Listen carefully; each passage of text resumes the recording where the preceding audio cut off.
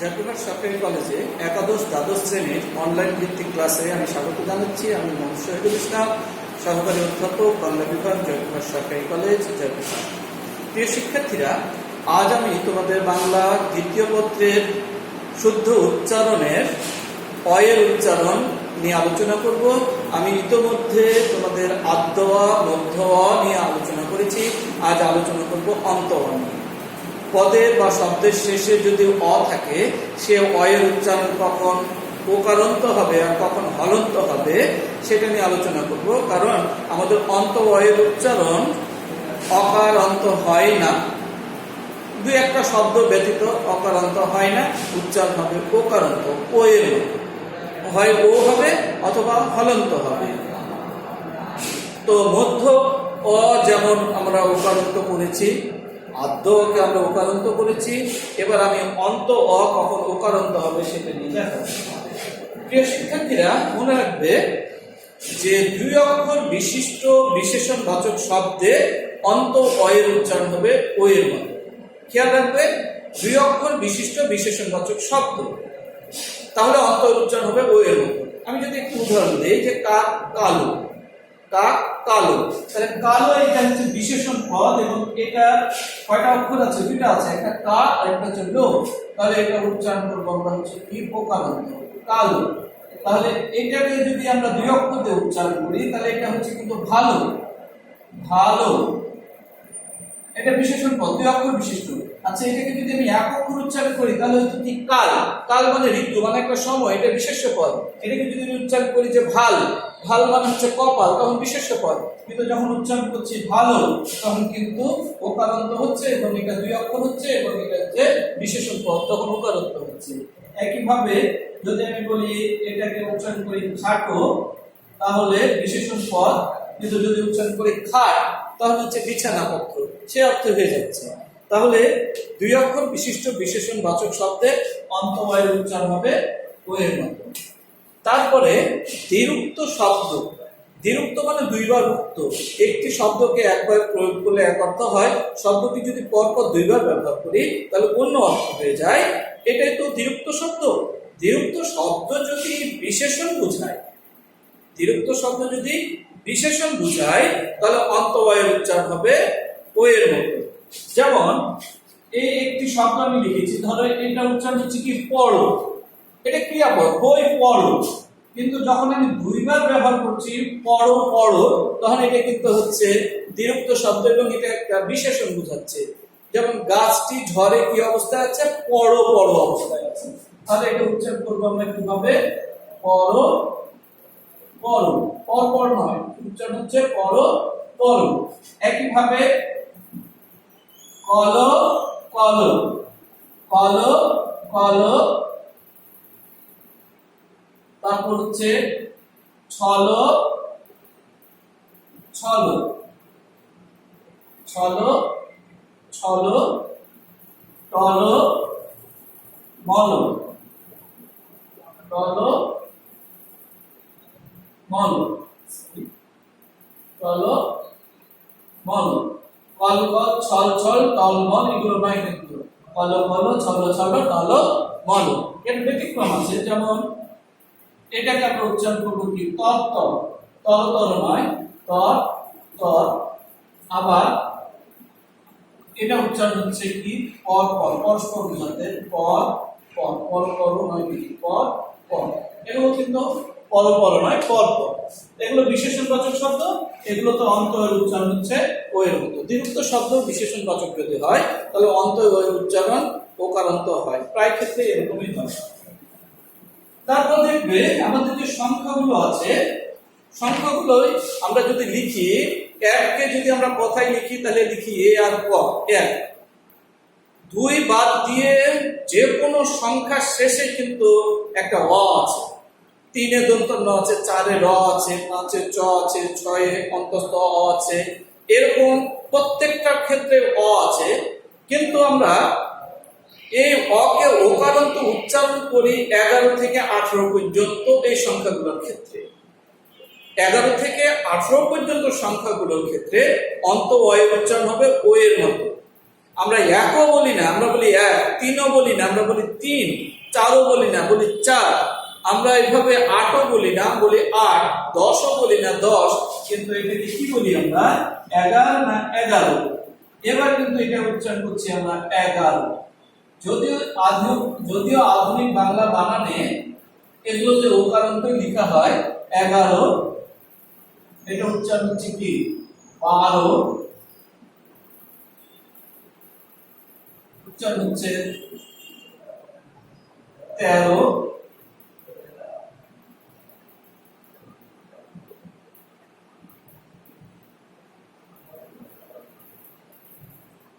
চোদ্দ, এটা 15,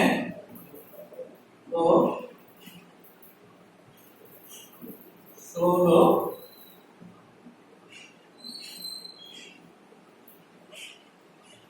17,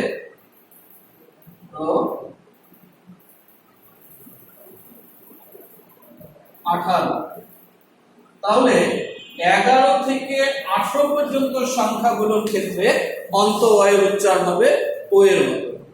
আমরা তিনটা নিয়ম পেলাম।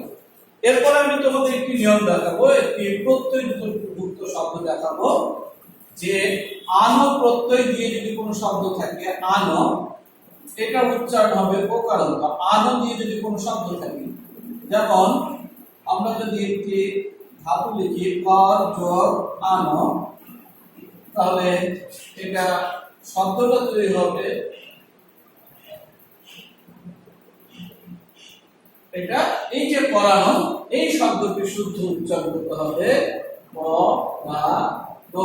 এটা হচ্ছে শুদ্ধ উচ্চারণ, এটা শব্দ তৈরি করেছি, এটা হচ্ছে উচ্চারণ। তাহলে আমরা যদি এটা করি খা যোগ আনো, তাহলে কি হবে? এটা শব্দ উচ্চারণ হবে খাওয়া নো। এভাবে হাসানো, কাঁদানো, চড়ানো, ফিরানো, জানানো, এই আনো প্রত্যয় দিয়ে কোনো শব্দ থাকলে অন্তর উচ্চারণ করবো আমরা ওকারান্ত। এরপরে দেখবে যে ইকার বা একারের পর যদি অন্তস্থ অ থাকে, কি থাকে?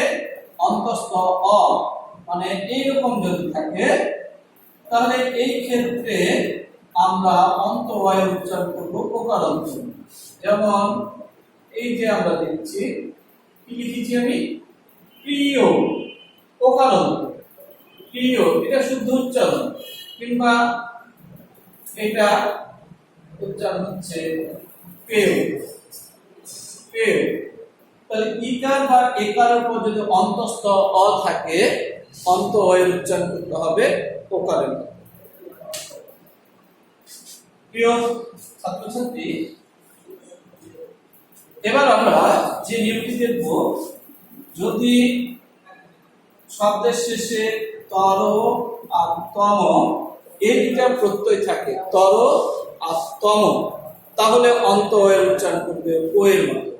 তর তম প্রত্যয় দিয়ে আমরা যদি শব্দ লিখি, আমরা যদি বলি উচ্চ উচ্চতর, এটা উচ্চারণ করতে হবে উচ্চতর। এটা দিয়ে যদি আমরা দেখি যে নিম্নতম না নিম্নতম, এটা উচ্চারণ হবে নিম্নতম।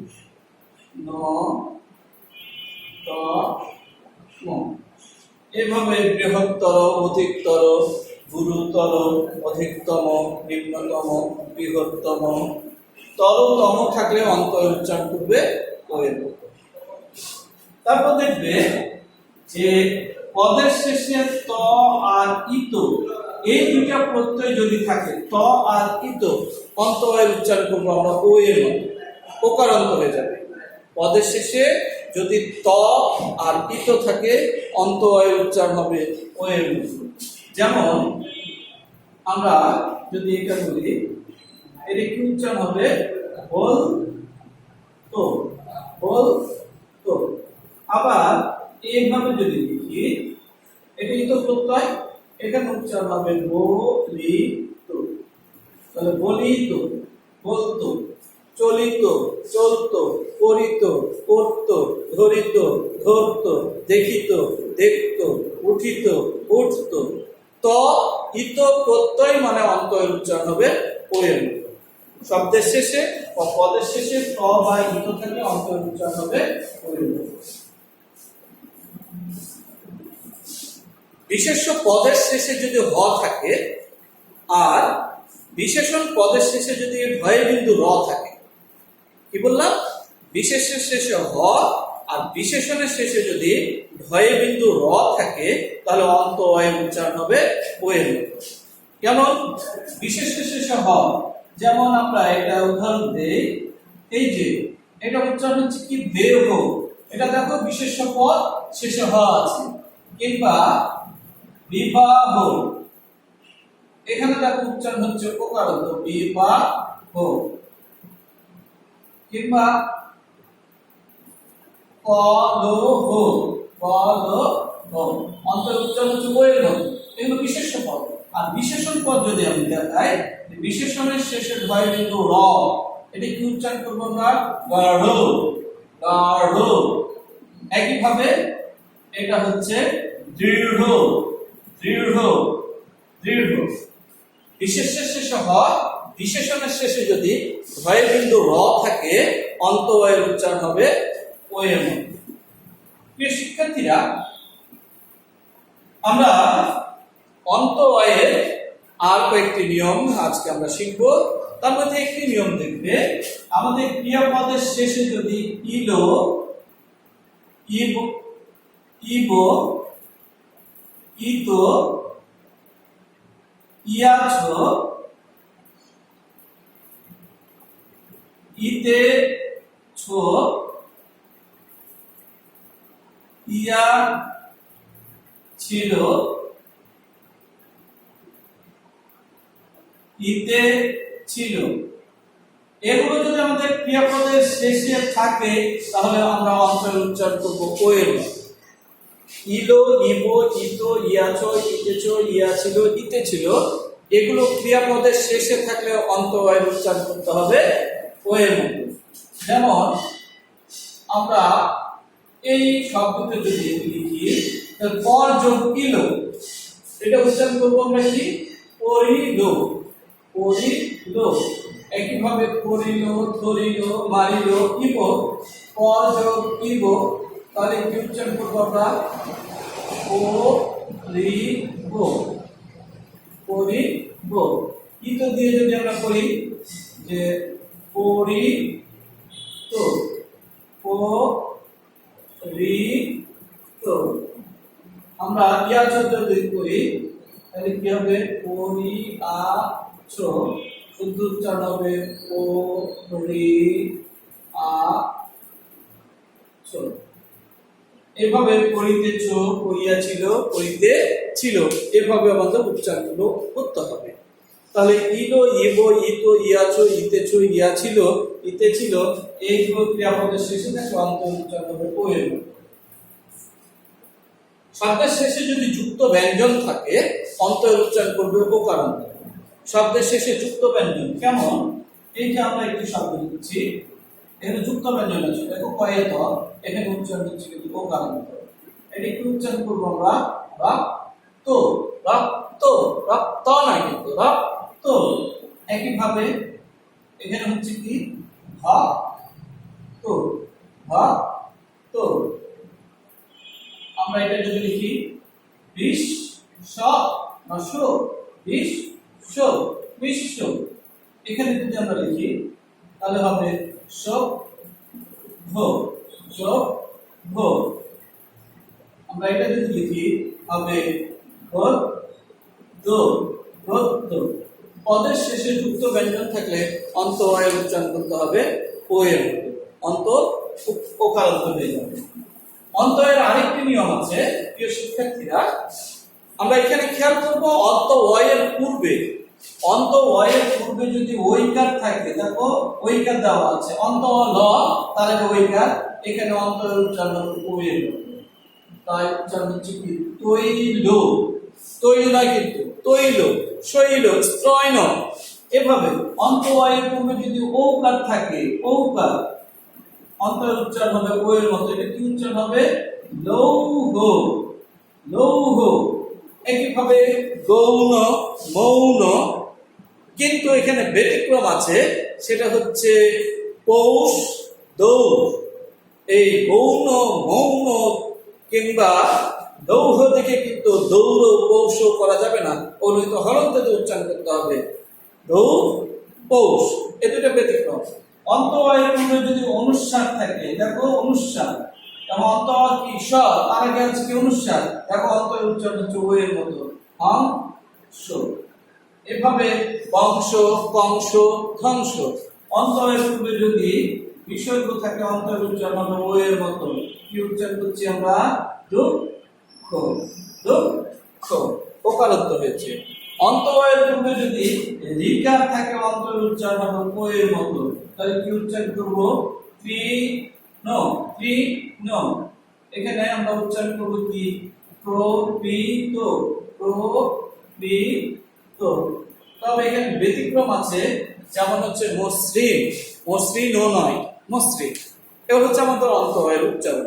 তাহলে আমরা অন্ত অয়ের উচ্চারণের যে নিয়মগুলো আমরা পেলাম, সেটা যদি আমরা একটু আবার পুনরায় যদি আমরা বলি, তাহলে এরকম হচ্ছে আমাদের নিয়ম, যে দুই অক্ষর বিশিষ্ট বিশেষণবাচক শব্দে অন্ত অয়ের উচ্চারণ হবে ও এর মতো, যেমন কালো, ভালো, খাটো, ছোট, বড় ইত্যাদি। দ্বিযুক্ত শব্দ বিশেষণবাচক হলে অন্ত এর উচ্চারণ হবে ও এর মতো, যেমন কলো কলো, ছলো ছলো, টলো মলো কিংবা পড়ো পড়ো। ব্যতিক্রম হচ্ছে তর তর, দর দর, পর পর ইত্যাদি। 11 থেকে 18 পর্যন্ত সংখ্যাগুলো অন্ত এর উচ্চারণ হবে ও এর মতো, 11, 12, 13, 14, 15, 16, 17, 18। তারপরে আনো প্রত্যয় দিয়ে কোনো শব্দ থাকলে অন্ত এর উচ্চারণ করবো আমরা ও এর মতো, যেমন করানো, দেখানো, হাসানো, জানানো ইত্যাদি। যদি তয়িত প্রত্যয় থাকে, তাহলে অন্তর উচ্চারণ হবে ও এর মতো, পড়ত, ধরত, দেখত, শুনত, উঠত, পড়িত, ধরিত, বলিত। তারপরে ইকার বা একারের পর যদি অন্তস্থ অ থাকে, অন্তর উচ্চারণ হবে ও এর মতো, যেমন প্রিয়, সিও, হেও, পেও। তরতম প্রত্যয় দিয়ে শব্দ থাকলে অন্তর উচ্চারণ করতে হবে ও এর মতো, যেমন গুরুতর, উচ্চতর, বৃহত্তর, অধিকতর, বৃহত্তম, অধিকতম, নিম্নতম। বিশেষের শেষে হ আর বিশেষণের শেষে ভয়বিন্দু র থাকলে অন্ত অয়ের উচ্চারণ করতে হবে ও এর মতো, বিশেষ শেষে ভ আর বিশেষণের শেষে ভয়বিন্দু র, যেমন বিবাহ, কলহ, স্নেহ, দেহ, গড়, দৃঢ় ইত্যাদি। ইলো, ইবো, ইতো, ইয়াছো, ইতেছো, ইয়াছিল, ইতে ছিল, এই ক্রিয়াপদগুলো যদি এভাবে তৈরি করা হয়, অন্ত অয়ের উচ্চারণ করবো আমরা ও এর মতো, যেমন করিল, ধরিল, মরিল, উঠিত, বসিত, দেখিত, কাঁদিত, করিব, ধরিব, করিয়াছিল, মরিয়াছিল, দেখিয়াছিল, আসিয়াছিল, করিতেছিল ইত্যাদি। পদের শেষে যুক্ত ব্যঞ্জন থাকলে অন্ত উচ্চারণ করবো আমরা তার মতো ও এর মতো, রক্ত, ভক্ত, যুক্ত, বিশ্ব, পক্ষ, সভ্য, কাব্য ইত্যাদি। অন্ত এর পূর্বে যদি ঐকার থাকে, অন্ত উচ্চারণ হবে ও এর মতো, তৈল, শৈল, স্ত্রয়ন। তারপর ঔকার থাকলে মৌন, গৌণ। তারপর লৌহ। অনুস্বার থাকলে হংস, বংশ, কংস, ধ্বংস। অন্তর পূর্বে বিসর্গ থাকলে দুঃখ। অন্তর পূর্বে রিকার থাকলে অন্তর উচ্চারণ রূপার মতো, তৃণ কিংবা প্রকৃত। ব্যতিক্রম হচ্ছে মসৃণ, আর দিকে ব্যতিক্রম হচ্ছে পৌষ। আশা করি তোমরা বুঝতে পেরেছো। আগামী দিন আমরা নতুন কোনো বিষয় নিয়ে আলোচনা করব। ভালো থেকো সবাই, সবার মঙ্গল কামনা করে শেষ করছি। আল্লাহ হাফেজ।